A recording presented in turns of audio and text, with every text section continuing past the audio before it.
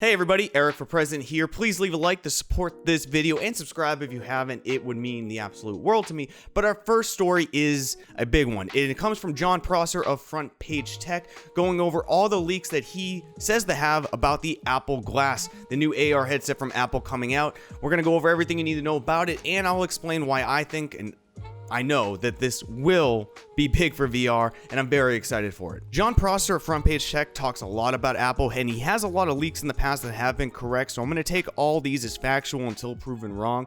But Apple's next device will literally be called Apple Glass, which I guess fits pretty well. Keep it simple, right? One of the most surprising claims right away in this video is where all of you in the comments, and yes, I read every single one, make the joke every time that Apple products and Apple Glass will probably be thousands of dollars, which I would have expected as well, but it will reportedly be $499. Now, when there are $1,000 stands and $700 wheels out there, honestly, it's pretty shocking. He also provides the info that all processing of the Apple Glass will be done through the iPhone with the processing power similar to the first-gen Apple Watches. Originally, the announcement release for this was to be in Q4 of this year. However, with COVID-19 being a dick, this may be postponed as they want the release announcement at an in-person event with a physical availability end of 2021 or beginning of 2022 is when we'll see this. Now, he also claims to have a video that shows a physical prototype of this and shares what he saw on it, including a plastic set of frames, which may change later on, but the prototype was plastic. He also saw it only featuring LiDAR with no other cameras that he has seen. This will all be wirelessly charged on a designated stand,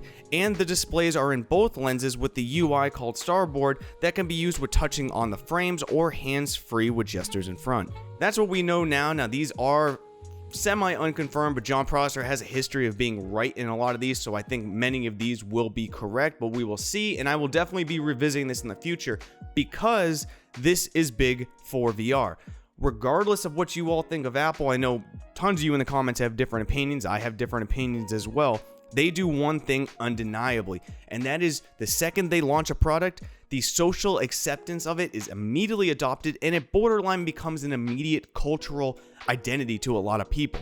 And you know what? When that happens with AR glasses and AR becomes normal and you normalize AR, that normalizes VR by extension. Those who are adverse to trying out the technology, now that they accept AR, it is undoubtedly that they will try VR. This is ultimately going to be great for VR, and it's even better for Facebook because Apple is going to drive people to VR and they're going to go to the cost-effective player. That is Facebook. It is a win for a lot of people here. Let me know your thoughts. But to break up some of the heavier stories that are about to come, a quickie story that you should probably hold off on a couple days on buying any games if you plan to, or if you're cash strapped, please pay attention on what's coming soon. Good sales, possibly. On the Oculus blog on May 18th, Oculus will be celebrating the 1-year anniversary of the Oculus Quest and Rift S by holding a sale on both stores. Now, this is going to start on May 21st with no other details of what type of discounts or how long it will last, but it is going to start May 21st. In a time right now where money is very, very important, more important than usual to many people, but the escape or the want to escape reality is even more important to some, this is a good sign that we can get a sale. Now, it's never, based on the holiday sales that we had last time, it's usually nowhere near what a Steam sale is, but I'm very interested to see, especially for a 1-year anniversary with a lot of titles really aging a bit, if they finally provide a pretty decent sale, that could be big, and I'm excited to see it, but keep your eyes posted on that. Hold off on buying games until May 21st. And of course, for our next story, we have to talk about the new Oculus Quest v17, the new update.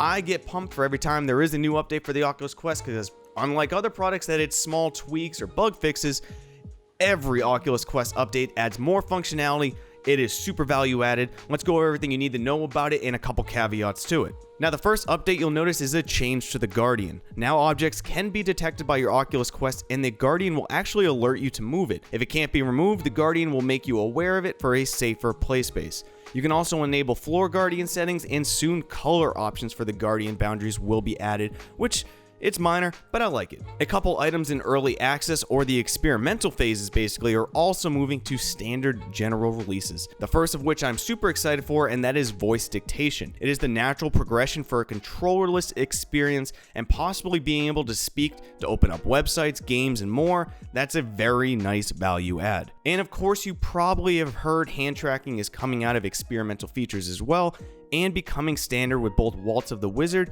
and The Curious Case of the Stolen Pets being the first titles for official hand tracking support, the latter of which I will be trying later today. Those are just some of the updates. A full link will be in the video description so you can check out every update and get more details that I didn't cover, but I will say this on every time I talk about an Oculus Quest update. It rolls out over time. Just because you see other people getting it doesn't mean you will have it immediately. The quickest way you can guarantee to get the update is to make sure your Oculus Quest is plugged in, is charging, is connected to Wi-Fi, and you have automatic updates turned on. That's going to be your quickest way to get it, but you can also go into settings for manual updates if it's available, but be patient, it is coming. Now our next story is a little bit of a heavier topic, one that I wasn't sure if I wanted to cover, but I think it's the right time, and I think it's very important to discuss, especially with all the adjacent conversations I've seen with it, and a story came on Reddit that kind of reinvigorated the thought of something I experienced. And let's talk about kids in VR. And no, these are not a discussion on squeakers and playing with loud kids. I don't want to hear any of that. To be honest, about 9 out of 10 kids are just being kids, and we as adults need to do better at dealing with them and just letting them be kids. Well, that last 1 out of 10 needs to be throat punched probably by their parents, but it's kids being kids, guys. What I really want to talk about is this Reddit story that I did see about someone who may have experienced or seen a older male grooming a young child. This is something that we don't want to talk about a lot. We don't want to admit could be a possibility, but we do need to talk about VR ethics and where we may need to discuss this. Is it on the parents to maintain what their kids are doing and to monitor? Absolutely, 100% agree. But do parents even understand what a VR experience is? Do parents understand how immersive it can be? Or are they gauging all of their thoughts on what they are already used to their kids playing traditional gaming? It's a real subject. I'm interested to hear your guys' thoughts on it. But as VR develops, we talk about how it keeps getting more and more immersive, on how that's the holy grail. Haptics and everything. And the more that we have, the better. Well, that comes with a catch. The more immersive and the more haptics, the more there are abilities for people to take advantage of that, and kids will be a target of being taken advantage of. How do we resolve this? I don't know. One option that keeps being pitched around is having restrictions for age, also having child-specific lobbies. These are all things that are out there, but I think the ethical discussion around VR, I'd rather see developers and the VR community get ahead of this before there's a slow news day and the news cycle decides to pick this up. That's just some thoughts. Let me know yours. And let's end on a little bit of a lighter note, but we are going to speculate here. There are no facts in this story, but Facebook Horizons, let's talk about it and an indicator that it may be coming. So Facebook Horizons, for those who don't know, is a virtual reality sandbox universe where you basically can build your own environments and games. You can play and socialize with friends or just do what you want with all the user-generated landscapes. Picture Facebook's version of Second Life, and with social VR experiences more in demand than ever, I couldn't think of a better time for Facebook to try and take a little of the pie from VR chat, Rec Room, etc. Now, you may have noticed Facebook pushing hard right now for everyone to make these virtual avatars on Facebook. Avatars that are very closely resemble to the trailer for Facebook Horizon, which may hint at a way to get some early adoption going or connection to avatars to get more people interested in trying it out in VR. Now, I do know that Facebook Horizon is an early access for closed alpha, so it is blatantly being used. I think there is no better time than right now to launch it, but of course they're going to wait until it is ready, because if it is great, it could take a huge portion of the social VR atmosphere out there. But these avatars were an interesting little speculation point. I'd love to hear your thoughts. But that is the end of today's video. Again, please leave a like to support this video and subscribe if you haven't already. It means the absolute world to me. And I'll see you on the next one, VR Space Cowboys.